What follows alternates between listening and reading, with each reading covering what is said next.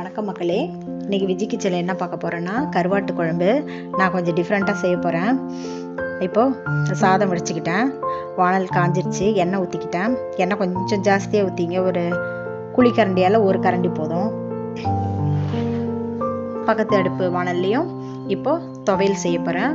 கொத்தமல்லி, புதினா, பூண்டு, கொஞ்சம் நெல்லிக்காயை விட சின்ன நெல்லிக்காயை விட கொஞ்சம் கம்மியாக, ஏன்னா கம்மியாக இருக்குல்ல கீரை, அதனால கம்மியாக போட்டு கொஞ்சம் தனி மிளகாத்தூள் போட்டு நம்ம அரைச்சிக்கலாம். இப்போ வதக்கிறேன்.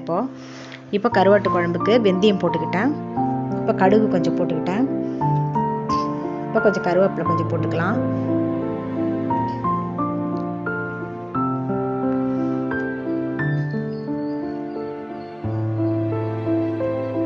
இப்போ வெங்காயம், தக்காளி, பூண்டு எல்லாம் கட் பண்ணி வச்சுக்கிட்டேன்.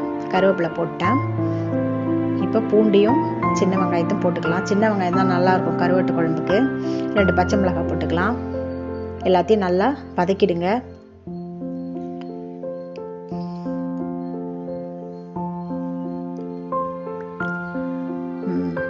இப்போ புதினாவும் கொத்தமல்லியும் நல்லா வதங்கிடுச்சு. நான் ஆஃப் பண்ணி வச்சுட்டேன். ஆற வச்சுட்டு மிக்சியில் போட்டு அரைச்சிக்கலாம். இப்போ வெங்காயம் நல்லா வதங்கிடுச்சு. தக்காளி போட்டுக்கலாம். தக்காளி போட்டு கொஞ்சம் மேலே கொஞ்சம் உப்பு போட்டுக்கலாம். உப்பு போட்டால் தான் நல்லா குழன்னு வதங்கும். மீன் குழம்பு எப்படி செய்கிறோமோ அதே மாதிரி. மீன் குழம்புல காய்கறி போட மாட்டோம், கருவாட்டு குழம்புல காய்கறி போடுவோம். நம்மளுக்கு என்னென்ன காய்கறி விருப்பமோ அத்தனையும் போட்டுக்கலாம். முருங்கைக்காய், வாழைக்காய், உருளைக்கிழங்கு, கத்திரிக்காய், அவரைக்காய் எல்லாம் போடலாம். இப்போ என்கிட்ட இருக்கிற காய்கறி வாழைக்காய், அவரைக்காய், கத்திரிக்காய் இவ்வளோதான் இருந்துச்சு, போட்டுக்கிறேன். இப்போ மிளகாத்தூள் 3 ஸ்பூன் போட்டுக்கிட்டேன். மஞ்சத்தூள் போட்டுக்கிட்டேன். பச்சை ஸ்மெல் போகிற வரைக்கும் நல்லா வதக்கிடுங்க. புளி கொஞ்சம் ஊற வச்சுக்கிட்டேன். நல்லா வதக்கிட்டு பாருங்கள், நிறைய காய்கறி கட் பண்ணி வச்சுருக்கேன். கத்திரிக்காய் நிறையா போட்டிருக்கேன். வாழைக்காய் அவசியமாக போடுங்க, கருவாட்டு குழம்புக்கு நல்லாயிருக்கும். உருளைக்கிழங்கு இருந்தால் போடுங்க. என்கிட்ட இப்போ உருளைக்கிழங்கு இல்லை. நல்லா போட்டு வதக்கிட்டு தேவையான அளவுக்கு தண்ணி ஊற்றிக்கலாம். தண்ணி ஊற்றிட்டு நம்மளுக்கு நல்லா காய்கறி வெந்த உடனே தான் புளியை ஊற்றணும். இப்போ கருவாட்டு குழம்புக்கு உடனே புளியை ஊற்றக்கூடாது. அப்புறம் காய்கறி எல்லாம் நல்லா மறுத்து போன மாதிரி ஆகிடும், வேகாது. இப்போ நல்லா காய்கறி வெந்த உடனே போட்டுக்கலாம். இப்போ ஒரு குண்டானில் கோதுமை கேழ்வரகு மாவு நல்லா சலிச்சு எடுத்து வச்சுக்கிட்டேன். 1 டம்ளருக்கு கொஞ்சம் உப்பு போட்டு நல்லா கிளறி வச்சுட்டேன். கொஞ்சம் கொஞ்சமாக தண்ணி ஊற்றி பிசைஞ்சிக்கலாம். இதான் கருவாட்டு குழம்புக்கு நான் டிஃப்ரெண்ட்டாக செய்ய போகிறேன்னு சொல்கிறது. இது எல்லாருமே செஞ்சு சாப்பிடலாம். வீட்டில் குழந்தைங்களுக்கு கொடுக்கலாம், பெரியவங்களுக்கு கொடுக்கலாம். சுகரு, பிபி உள்ளவங்களுக்கு எல்லாமே கொடுக்கலாம். ஆனால் கருவாடு சேர்த்துக்கக்கூடாது பிபி உள்ளவங்களுக்கு. ஆனால் அதுக்குள்ளே போட்ட கொழுக்கட்டை சாப்பிடலாம். அந்த குழம்புல போட்ட கொழுக்கட்டையை சாப்பிடலாம். அதிகமாக நம்ம என்னைக்காச்சும் ஒரு நாள் சாப்பிட்லாம் கருவாட்டு குழம்பு, பிபி உள்ளவங்க மட்டும். இப்போது கொஞ்சம் கொஞ்சமாக தண்ணி தெளித்து பிசைஞ்சிக்கலாம். கொழுக்கட்டை பதத்துக்கு பிசைஞ்சிக்கணும். ரொம்ப தண்ணி குழன்னு ஆகிடக்கூடாது. கொஞ்சம் கொஞ்சமாக ஊற்றி பிசைஞ்சிக்கலாம். இப்போ நான் கொஞ்சம் கொஞ்சமாக ஊற்றி பிசைஞ்சிக்கிட்டேன். இப்போ குழம்பு நல்லா கொதிச்சிருக்கும். நான் இட்லி குண்டானில் கொழுக்கட்டை வேக வச்சுருவேன். எல்லாம் குழம்புல அப்படியே நம்ம போட்டால் தடன்னு ஆகிடும். இப்படியே கொழுக்கட்டையை பிடிச்சி குழம்புல போடக்கூடாது, தடன்னு ஆகிடும். குட்டி குட்டியாக பிடிச்சி இட்லி குண்டானில் தட்டில் எண்ணெய் தடவி வச்சு வேக வச்சுக்கலாம். இப்போ ஒரு 6-7 கொழுக்கட்டை பிடிச்சி வச்சுருக்கேன் பாருங்கள். குட்டி குட்டியாக போதும், நல்லாயிருக்கும். இப்போ இட்லி தட்டில் எண்ணெய் தடவிக்கலாம். இப்போ பிடிச்ச கொழுக்கட்டையை அப்படியே வேக வச்சுக்கலாம். வேக வச்சு தான் குழம்புல போடணும். வேக வைக்காமல் குழம்புல போட்டோம்னா அந்த மாவெல்லாம் கொஞ்சம் கரைஞ்சி குழம்பு தடன்னு ஆகிடும்.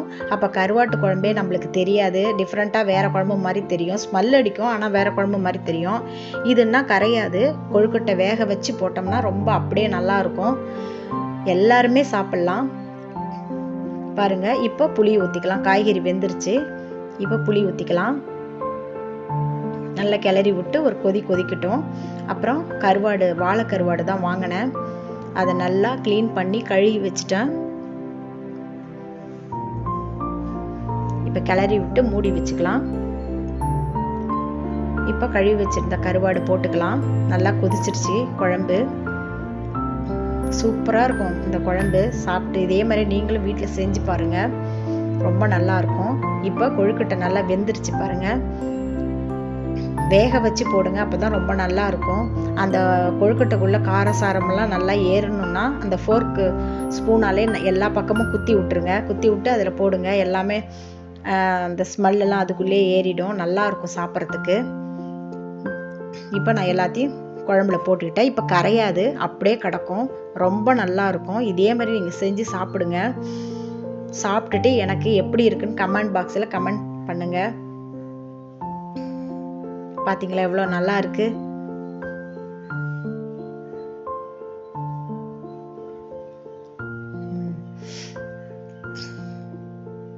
இப்போ மூடி போட்டுக்கலாம். ஒரு 2-3 நிமிஷம் வேக வைக்கட்டும், கொதிக்கட்டும் நல்லா. இப்போ கொதிச்சிருச்சு பாருங்கள், ரொம்ப கட்டியாகிடுச்சு. எல்லா காய்கறியும் சாப்பிட்லாம். இதில் எல்லா காய்கறியிலுமே அந்த கருவாடு காரசாரம் எல்லாமே சேர்ந்துருக்கும். ரொம்ப நல்லாயிருக்கு. எந்த ஒரு காயும் தூக்கி போட தேவையில்ல, நல்லா பிசைஞ்சு சாப்பிட்றலாம். இந்த கொழுக்கட்டையும் சாப்பிட்றலாம், ரொம்ப நல்லாயிருக்கும். களியை விட இது மாதிரி போட்டு சாப்பிட்டா ரொம்ப நல்லாயிருக்கும். இப்போது நான் மிக்ஸியில் அரைச்சிட்டேன் துவையலுக்கு, புதினா கொத்தமல்லி துவையல். இப்போ எண்ணெய் ஊற்றி கடுகு போட்டேன். கடுகு பொரிஞ்ச உடனே துவையல் அதில் போட்டு கிண்டிடுங்க, ரொம்ப நல்லாயிருக்கும். கருவாட்டு குழம்புக்கு துவையல் முட்டை ரொம்ப நல்லாயிருக்கும்.